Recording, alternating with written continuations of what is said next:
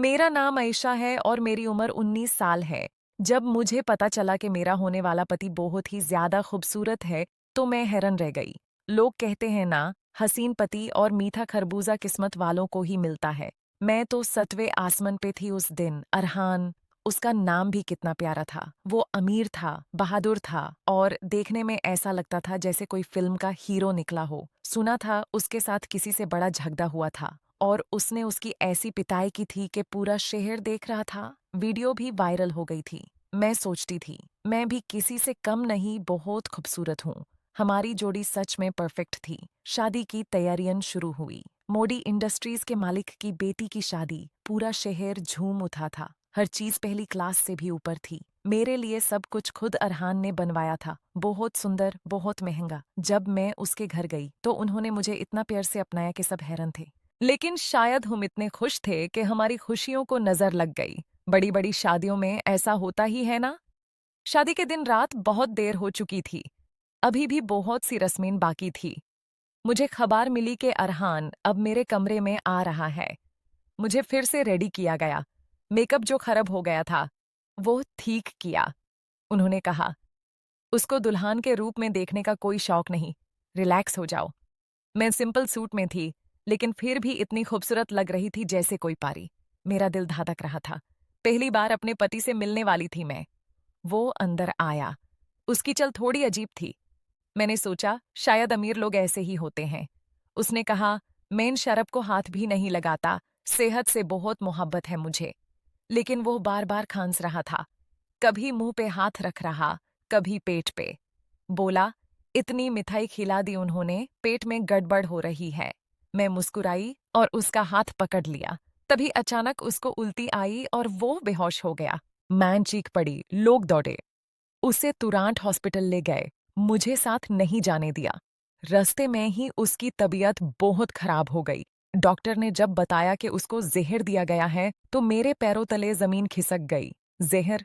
मेरी शादी की पहली रात। मैं अपनी बहनों में सबसे खूबसूरत थी। सबकी शादियां हो चुकी थी। बाबा मार चुके थे। सिर्फ अम्मी थी।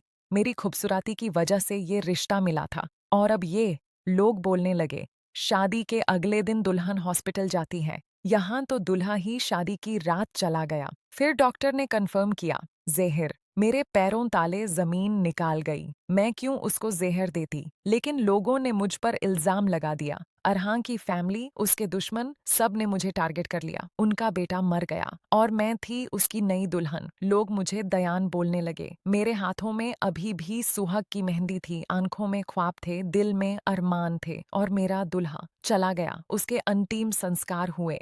फिर सब बैठ गए सोचने, ये कैसे हुआ? सबने कहा, दुल्हन ने ही किया होगा, किसी और के साथ चक्कर था इसका। मैं चीखती रही, चिल्लाती रही, लेकिन कोई नहीं सुना। अम्मी बेचारी क्या करती? वो सिर्फ एक आम औरत थी। मुझे जेल भेज दिया गया। जेल में पहली रात याद करके भी दिल कांप जाता है। सब औरातीन मुझे अजीब नजरों से देखती थी। एक औरत ने मेरे बाल पकड़ के जमीन पर धक्का दे दिया। बोली, अपने पति को शादी की रात जहर दे दिया? कितनी गंदी औरत है तू, तेरे जैसे के साथ किसी का चक्कर होगा ही। मैं रोती रही। दिन रात आंसू नहीं रुकते थे। खाना तब खाती जब भूख से बेहोश होने लगती। एक दिन जेलर औरत आई। वो बहुत सख्त थी, लंबी कड़की। उसने मुझे देखा और बोली, तेरी इतनी खूबसूरती यहाँ वेस्ट हो रही है। फिर उसने मुझे प्रपोज किया, एक गंदा धुंधा। मैंने मना कर दिया। उसने दो औरतों को बुलाया और मुझे एक छोटे कमरे में बैंड कर दिया।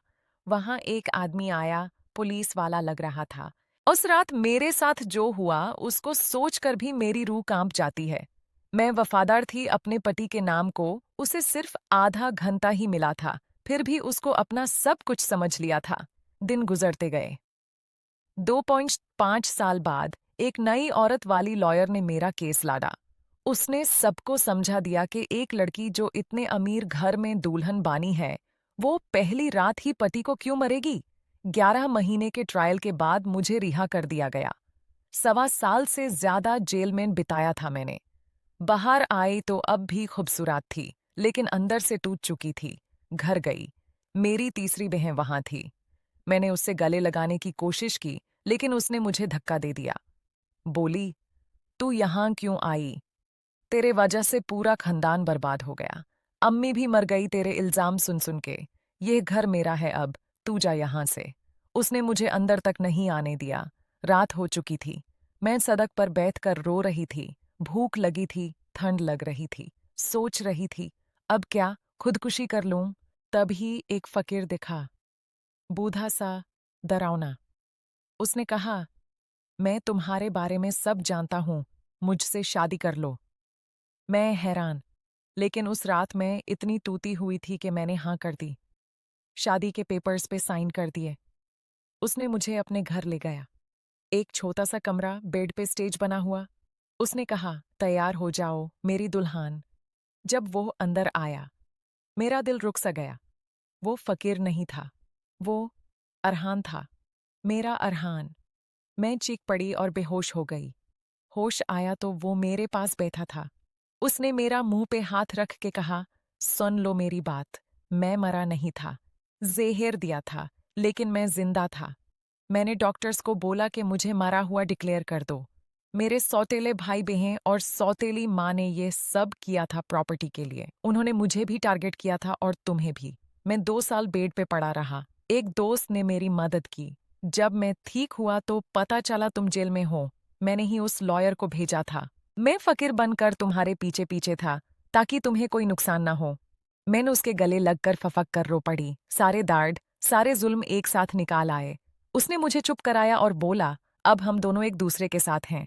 ये सब ख्वाब समझकर भूल जाओ। हम दूसरे शहर चले जाएंगे, वहां बाबा का बंगला है। नया जिंदगी शुरू करेंगे। आज हम साथ हैं। जिंदगी ने बहुत कुछ छीना, लेकिन प्यार ने वापस लौटा दिया। याद रखना दोस्तों, कभी किसी की जिंदगी के फैसले जल्दी मत लीजिए।